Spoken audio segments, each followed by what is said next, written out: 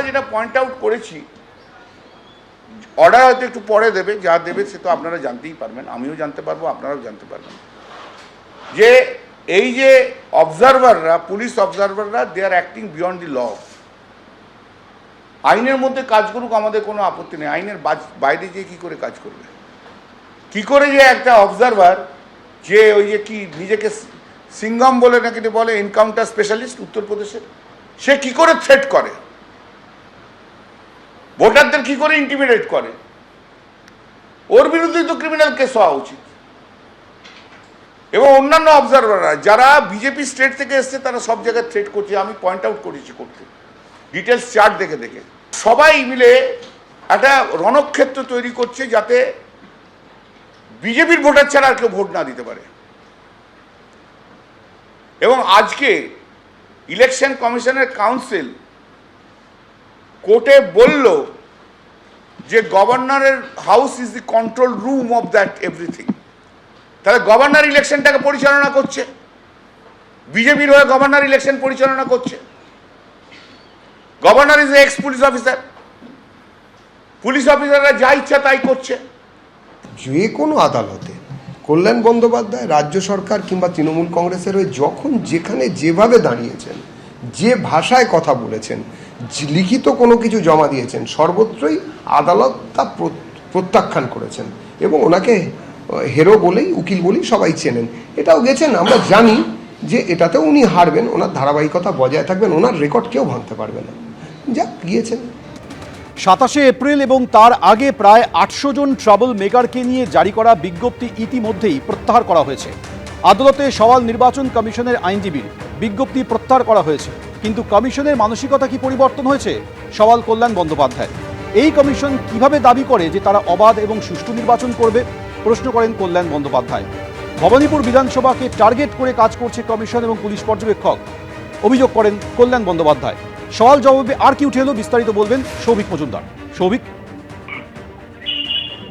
দেখো, একেবারে এই মামলার ক্ষেত্রে মূলত যে অভিযোগ করা হয়েছিল, যে এখানে বলা হয়েছিল যে আগে যেমন নির্বাচন কমিশনের তরফ থেকে একটা 800 জনের তালিকা প্রকাশ করা হয়েছিল এবং সেই তালিকার সিংহভাগই তৃণমূলের কর্মীরা ছিলেন, তৃণমূলের এমএলএরা ছিলেন, তৃণমূলের কাউন্সিলররা ছিলেন এবং জেলা স্তরের যে সমস্ত ব্যক্তিত্বরা রয়েছেন তৃণমূলের, তারা কিন্তু সেই তালিকায় ছিলেন।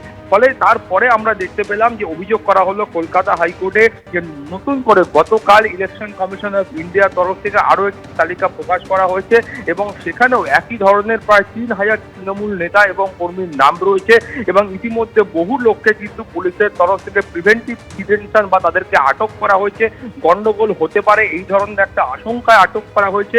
এবং এখানেই তাদের বক্তব্য ছিল যে যখন কলকাতা হাইকোর্টের তরফ থেকে আগে প্রায় এই 800 জনের যে বিজ্ঞপ্তি ইলেকশন কমিশনের ছিল সেইটা খারিজ করে দেওয়া হলো, তারপরে কিভাবে কলকাতা হাইকোর্টের নির্দেশকে অমান্য করে সেই জাতীয় একই ধরনের প্রায় প্রস্তাব রেখে আরও একটা বিজ্ঞপ্তি ইলেকশন কমিশনের তরফ থেকে প্রকাশ করা হলো, সেই প্রশ্ন তারা তুলেছিলেন।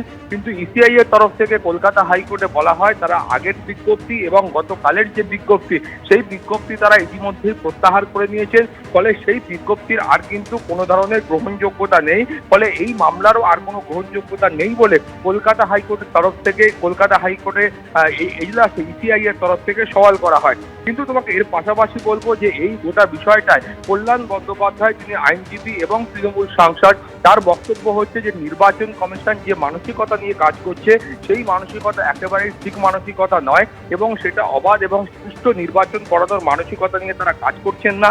তারা ভবানীপুর বিধানসভাকে টার্গেট করে, লক্ষ্য করে তারা কাজ করছেন এবং তারা একেবারে স্পষ্টত বলছেন যে একাধিক জায়গায় পুলিশের যারা ওসি রয়েছেন, আইসি রয়েছেন, তারা রীতিমতো দুর্ব্যবহার করছেন। এবং তার বক্তব্য হলো গতকাল তিনি কিন্তু কালীঘাট থানায় গেছিলেন এবং সেখানে যিনি আইসি ছিলেন তিনি আইসি কল্যাণ বন্দ্যোপাধ্যায়ের সঙ্গে অত্যন্ত খারাপ ব্যবহার করেন। এছাড়াও তার বক্তব্য হলো যে গতকাল ফিরহাদ হাকিমের বাড়িতেও কিন্তু একদল সিআরপিএফ এর আধিকারিক এবং কর্মীরা যান। ফলে গোটা বিষয়টাতে তার বক্তব্য হলো এই পুলিশ প্রশাসন এবং যারা সিআরপিএফ রয়েছেন তারা নির্বাচন কমিশনের নির্দেশে বাড়ি বাড়ি গিয়ে কার্যত তৃণমূলের নেতা এবং কর্মীদের তারা হুমকি দিচ্ছেন। এর পাশাপাশি তিনি বলেছেন যে মিতালি বাগ আরামবাগের সাংসদ, তাকেও কিন্তু আক্রমণের মুখে পড়তে হয়েছে। এর পাশাপাশি অজয় পাল শর্মা তার বিষয়টাও কিন্তু এই মামলায় উত্থাপন করা হয়েছে। ফলে সব মিলিয়ে তার বক্তব্য হলো যে নির্বাচন কমিশনের তরফ থেকে যে পদক্ষেপ গ্রহণ করা হচ্ছে, এই পদক্ষেপগুলো কোনোটাই কিন্তু অবাধ এবং সুষ্ঠু নির্বাচন করার জন্য নয়। তারা একটা নির্দিষ্ট লক্ষ্যমাত্রা ঠিক করে তারপরে কাজ করছেন এবং যে এসওপি অনুযায়ী তারা কাজ করছেন, অর্থাৎ স্ট্যান্ডার্ড অপারেটিং প্রসিডিওর অনুযায়ী তারা কাজ করছেন, সেইটাও কিন্তু একেবারে ঠিক প্রসিডিওর নয় বলে তারা মনে করছে। ফলে এই মামলার সওয়াল জবাব শেষ হয়েছে। যেটা মনে করা হচ্ছে যে আর কিছুক্ষণের মধ্যেই কলকাতা হাইকোর্টের ওয়েবসাইটে এই মামলার যে নির্দেশনামা রয়েছে সেটা আপলোড করা হবে। সৌমেন, ধন্যবাদ। এবিপি আনন্দ, এগিয়ে থাকে, এগিয়ে রাখে।